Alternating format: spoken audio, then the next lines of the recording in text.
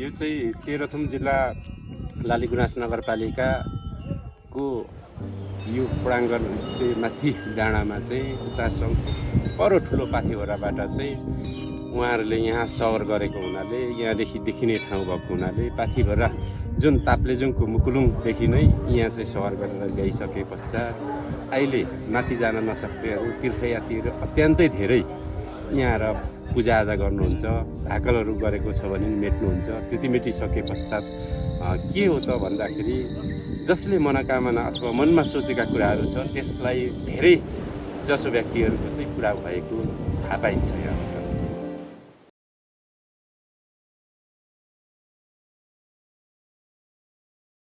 मन्दिरमा पुगिसकेपछि मन्दिर बाहिर रहेको पूजा गर्ने ठाउँमा सुरुमा पूजा गरेर भित्र मन्दिरमा पूजा गर्नुपर्ने रहेछ।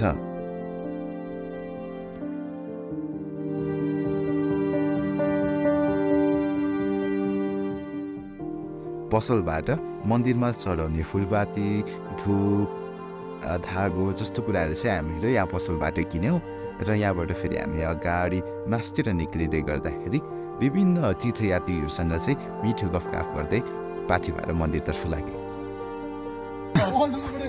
ओखो आम्मामा हो र कहिले हिँड्नुभयो नि?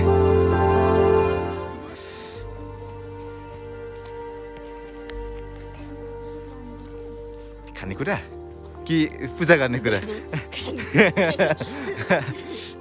लानु ने? केही खानु भएको छैन? भइहाल्यो यो। ओहो ओहो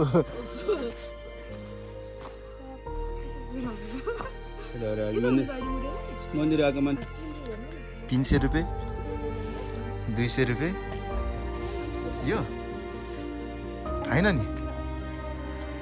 यसमा र होइन सामान यसमा उति उति छ होइन? भनेपछि हामी किन यो लाने? यो लाने, यस्तोवाला लाने, एकदम मिलाएर लाने हो नि त।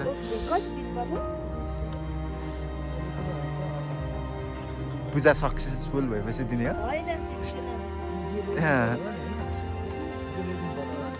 यो चाहिँ ल्याउनु पर्ने, यो चाहिँ उता फ्याँकिराख्ने हुन्छ। ए यो पनि ल्याउनै पर्यो? ए ल तपाईँ लाने? अब हामी खाइहाल्यौँ। पैसा देखाउँ टिप्यो ल जाउँ ल। ए कताबाट? यताबाट जानु रे, यताबाट।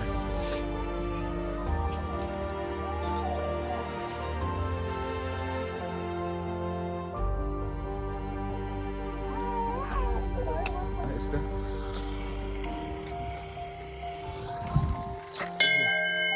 हाम्रो पनि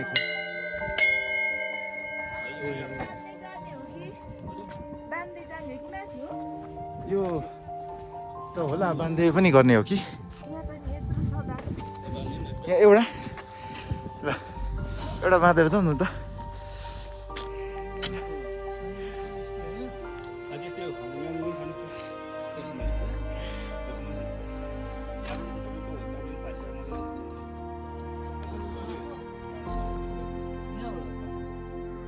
हो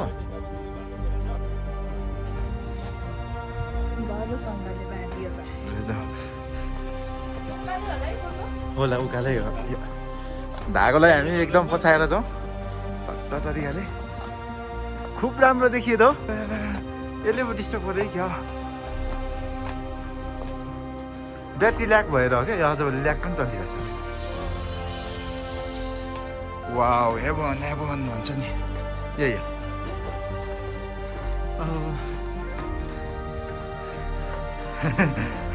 सबैतिर नबोलौँ, अहिले गाली खाइन्छ फेरि। गाह्रो छ पूजा गर्न आएको मान्छे।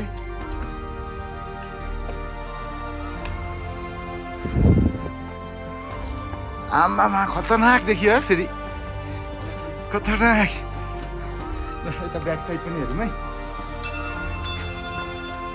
सर। यस्तो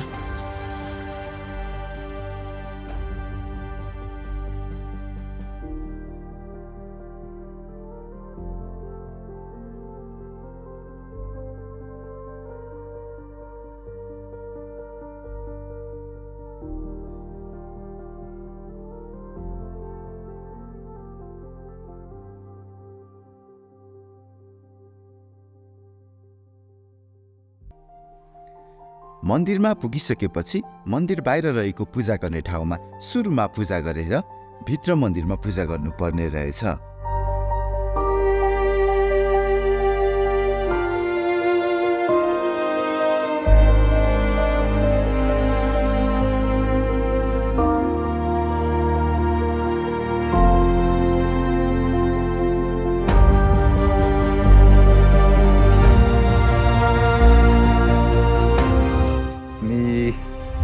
पहिलो सुरुमा त्यहाँ पूजा गरिसकेपछि अगाडि बढ्नुपर्ने रहेछ।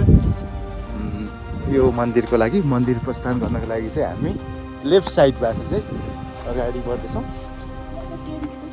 र ट्याक्कै हाम्रो भोजपुरको ट्याम्के जस्तै छ है ल हेर्दाखेरि। अब यहाँदेखि चाहिँ अब पूजा गर्ने दिदी अरू मात्रै जाने, यहाँ रोकिएर म बसेँ चट्ट ल। यो चाहिँ तेह्रथुम जिल्ला लालीगुराँस नगरपालिकाको यो प्राङ्गण चाहिँ माथि डाँडामा चाहिँ उता पर ठुलो पाथिभराबाट चाहिँ उहाँहरूले यहाँ सवर गरेको हुनाले यहाँदेखि देखिने ठाउँ भएको हुनाले पाथिभरा जुन ताप्लेजुङको मुकुलुङदेखि नै यहाँ चाहिँ सवर गरेर ल्याइसके पश्चात अहिले माथि जान नसक्नेहरू तीर्थयात्रीहरू अत्यन्तै धेरै यहाँ र पूजाआजा गर्नुहुन्छ। भाकलहरू गरेको छ भने नि मेट्नुहुन्छ। त्यति मेटिसके पश्चात के हो त भन्दाखेरि जसले मनोकामना अथवा मनमा सोचेका कुराहरू छ त्यसलाई धेरै जसो व्यक्तिहरूको चाहिँ पुरा भएको थाहा पाइन्छ यहाँबाट। त्यसो भएको हुनाले संसारबाट नै पूजापाठ गर्नका लागि इन्डिया, सुखिम, दार्जिलिङ लगायत धरान, सुनसरी, इटेरीतिरबाट पनि प्रत्येक दिन कहिले खाली नहुने गरी यहाँ पूजा गर्नु चाहिँ आइरहनुहुन्छ। उहाँहरूले चाहिँ पूजा गरिसकेपछि उहाँहरूले आफ्नो घरमा सम्पत्ति तथा होइन कुनै चिजहरू परिकल्पना गर्नु भएको छ भने नि त्यो भाकल बुझाउनको लागि पनि यहाँ आइपुग्नुहुन्छ र उहाँहरूको परिकल्पनाहरू पुरा हुने विश्वास गरेको छ भनेर भन्छ। यस्तै कुराहरूबाट चाहिँ यहाँको यो पाथिभरा मातालाई सबैले मानेको छ भनौँ न। अब चैत वैशाखको बेला त अत्यन्तै झन् साह्रो जे होस् संसारमा 28 प्रजातिका गुराँसहरू यहीँ पाउँछौँ। त्यो हेर्न र यो पूजा गर्न एकदम सक्षमताका साथ दुर्लभ अथवा टाढोबाट पनि आउने गर्नुहुन्छ र यही नै कुराहरूलाई चाहिँ गरेर चाहिँ यो मातालाई चाहिँ व्यवस्थापन गरिएको छ भनेर चाहिँ धन्यवाद।